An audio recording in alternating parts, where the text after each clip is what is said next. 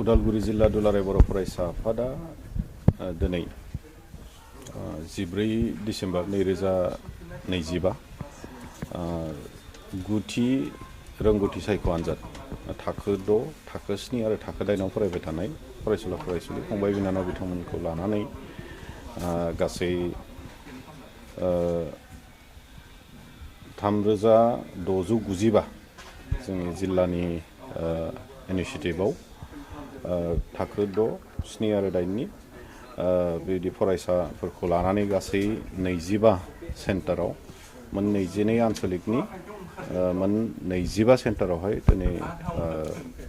बे रोंगौथि सायख' आनजादाव जिरायदों आरो लोगोसेनो मिरुनि जिथि रोंगौथि सायख' आनजाद बेवहाय क्लास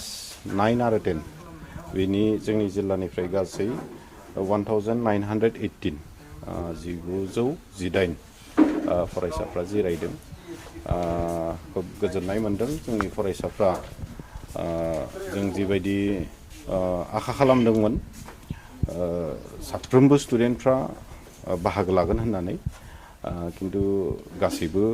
बाहागो लायासै थेवबो जिखिनिया बाहागो लाबाय बिथांमोनखौ आं साबायखर बावगोन गार्जेनफोरखौ साबायखर बावगोन लोगोसे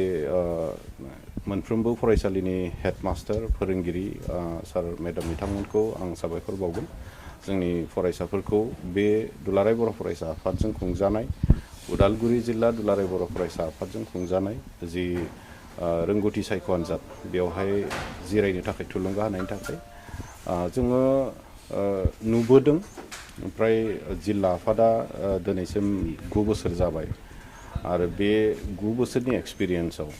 आरो दुलाराय बर' फरायसा आफादनि जि माने 10 बोसोर जाफैबाय बे 10 बोसोरनि एक्सपिरियेन्सआव जों नुदों बर' बिजोंनिफ्राय प्राय बे 10 बोसोरावहाय जायफोरा बे सेन्ट्रेल टेलेन्ट सार्चनि बे रोंगौथि सायख' आनजादाव टप मारिदों बिथांमोनानो प्राय माने अल आसाम लेभेलावबो माने बे मेट्रिकआवहाय बिथांमोनानो टप मारिदों दा बेबायदिखौ जों नुदों आरो बेखौ जुदि जों नायनो थाङोब्ला प्राय जों जि मोनसे रोंगौथि सायख'नायनि मोनसे क्वालिटि जोंनि फरायसाफोरनो होनायनि जि मोनसे थांखिजों बे रोंगौथि सायख' आनजादखौ जों खुंबोबाय थानाय जादों बेयो एक प्रकारे जों साक्सेस जादों होननानै बुंनो हायो आरो बिनि गेजेरजों जों जोंनि फरायसाफोरनो गोदान मोनसे एक्सपिरियेन्सबो होबोबाय थानाय जादों आं सिगांनि समफोरावबो बुंदों जोंनि कुइसन पेटार्ना MCQ माल्टि चइस माने कुइसन जायो आरो बेखौ OMR शीटआवहाय लिरनाय जायो जाया जोंनि स्कुलाव फरायबाय थानाय स्कुल लेभेलाव फरायबाय थानाय हाइ स्कुल लेभेलाव फरायबाय थानाय ME स्कुलाव फरायबाय थानायफोरनि थाखाय मोनसे गोदान एक्सपिरियेन्स आरो जों नुदों मैया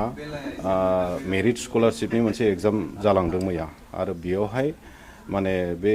माने एखे पेटार्नाव बे एग्जामा जादों दा अब्ला निस्सय जोंनि फरायसाफ्रा जिहेतु जायफ्रा थांनाय गोलाव बोसोराव क्लास 6निफ्राय जागायनानै जायफ्रा बे एबसुजों खुंजानाय टेलेन्ट सार्च एग्जामाव बाहागो लादों बिसोरनि थाखाय माबा मोनसे गोदान बे एक्सपिरियेन्स जायाखै खारन जोङो बेखौ माबायदि लिरनांगौ बोरै बिनि एन्सार होनांगौआ बेखौ गासैखौबो बिथांमोना मोनबोखानाय आरो जों आसा खालामदों जे मेक्सिमाम नाम्बार अफ स्टुडेन्टसफ्रा मैयानि जि जालांनाय बेयावहाय खुनु आन्दायनायनि खोथा गैया बिसोरो खोब थोंजोङै लिरनो हादों आरो मोजां रिजाल्टखौबो खालामगोनखौ आं नंदों दा बेबायदि मोनसे एक्सपिरियेन्सखौ जों होनाय जादों फोरोंनाय जादों आरो दिनै जों नुदों भारतबर्षआव जेसेबांखिनि सेन्ट्रेलनि जिखिनि एग्जामफोर जायो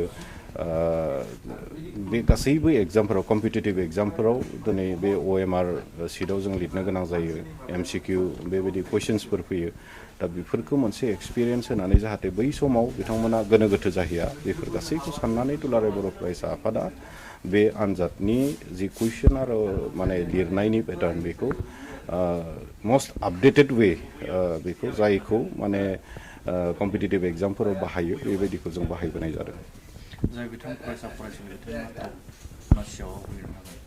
बिथांमोनखौ माबायदि नोजोरजों बा बेनि स्पेसियेलि माबाफोर बिथांमोननि थाखाय न'आव थांनाय जोंहा मोनसे रेजुलेसन दंखायो जायफोरा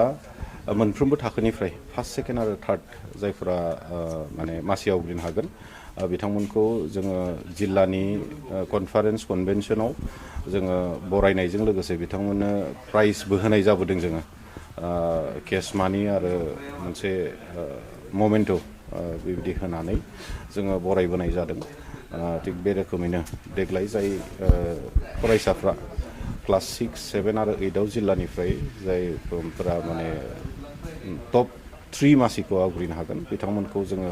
जोंनि जानो गोनां टंलायाव जानो गोनां जोंनि जि 57थि बोसोरारि थान्दै जख'न्थाइ बेवहाय जोङो बरायनाय आरो बिथांमोननो प्राइज होनाय हाबाफारिखौ जों लागोन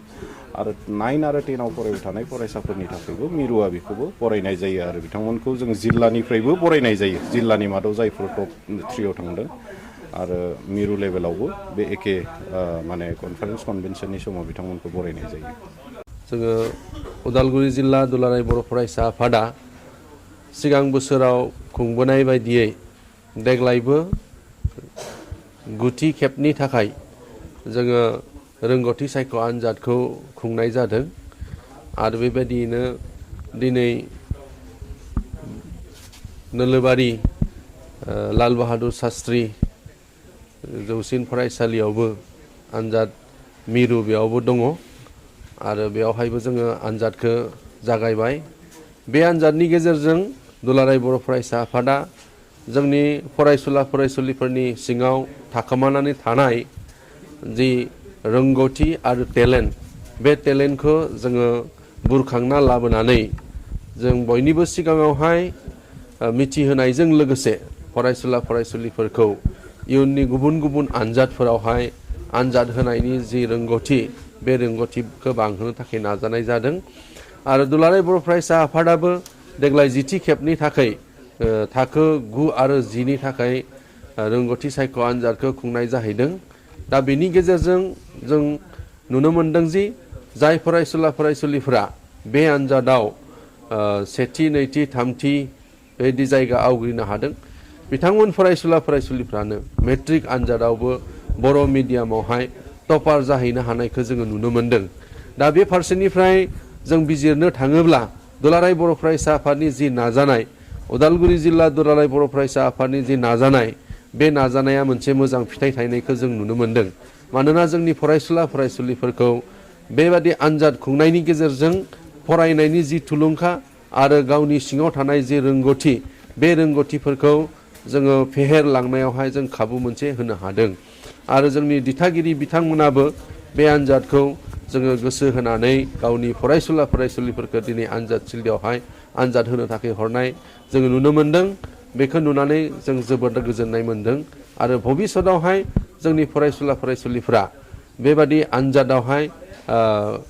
जनायनि गेजेरजों जे मोनसे एक्सपिरियेन्स मोनगोन बे एक्सपिरियेन्सा भबिष्यतआव गावनि जिउ दानायाव जाय इन्टारभिउफोर होयो बे इन्टारभिउफोर होनायावबो जथेस्थ'खिनि माने हेल्पफुल जायो एबा मदद जायो। मानोना बेयावहाय जोङो MCQनि जि कुइसनफोर होनाय जायो बे MCQ कुइसनफोरनि जे मोनसे मडेल बे मडेलानो जोंहा जायफोर इयुननि समाव इन्टारभिउफोर जायो बे इन्टारभिउफोरावबो बे मडेला फैयो। बेनि थाखाय जोङो उन्दै बैसोनिफ्रायनो फिसा क्लासनिफ्रायनो बेबादि कुइसनफोरखौ जुदि जों एटेम्प्ट खालामलांबाय थायोब्ला इयुनावहाय गावसोरनि जिउ दानायाव जोबोद मदद फैयो। दा बेखिनि नोजोरखौ होनानै जोङो उदालगुरि जिल्ला दुलाराय बर' फरायसा आफादाबो थाखो 6निफ्राय थाखो 8सिम जोङो बे आनजादखौ फाथिनाय जादों। देग्लाय जोंनि उदालगुरि जिल्ला दुलाराय बर' फरायसा आफादनि सिङावहाय खुंजानाय थाखो 6निफ्राय थाखो 8सिम फरायसुला फरायसुलि जोंहा 5613 5613 स्टुडेन्टफोरा बेयावहाय एटेम्प्ट खालामदों। दा जोंनि उदालगुरि जिल्लानि सिङावहाय गासै 25 सेन्टार दङ। बे 25 सेन्टारावहाय फरायसुलिफोरा आनजाद होगासिनो दङ।